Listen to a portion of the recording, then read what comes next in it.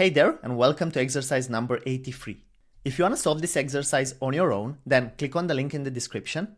If not, keep watching and we're going to solve it together. In this one, we need to write a function named groupBy that will be used to extend the array prototype and add grouping functionality to it.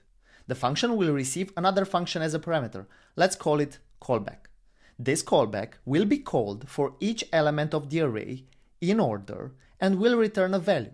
Based on the returned value, the elements will be grouped inside the map that's going to be returned by the groupBy function.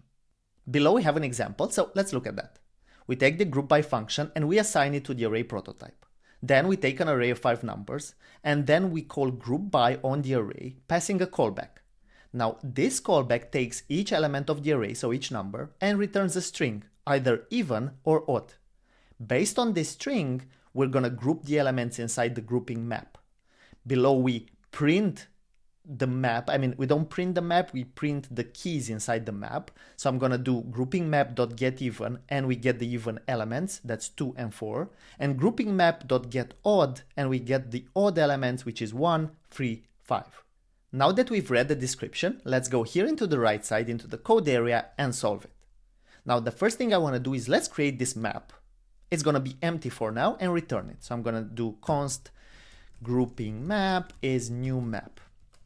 And let's return it, right?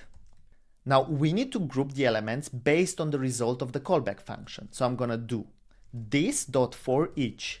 And again, why this? Because we are inside the prototype of the array. So this is actually going to be equal to the array. So I'm going to do this.forEach, and here I'm going to get a function with each item. And let's get the value. Grouping value is callback of item. So we're going to call the callback with the item, and we're going to get a value. Based on this value, we need to group them. So if we already have elements with this value, I just need to push it to the map, right?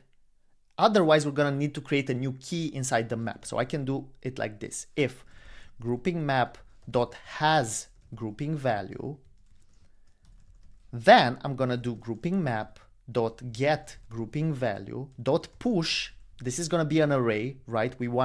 So basically our map is going to be something like this, right? Map, let's say in the case of our example, is going to be odd, and then it's going to be an array of odd numbers. Let's say 1, 3, 5. It's going to be even with an array 2, 4. So here I'm going to say if I already have it, then I have an array and I'm just going to push it. So I'm going to get the array and push the item. Otherwise, I'm going to do grouping map.set grouping value and then an array with one value, which is this item. And in the end, yeah, we return the grouping map. We already wrote that. So now that I have this code, you can see I get something in the console. So let's look at it and we get a map.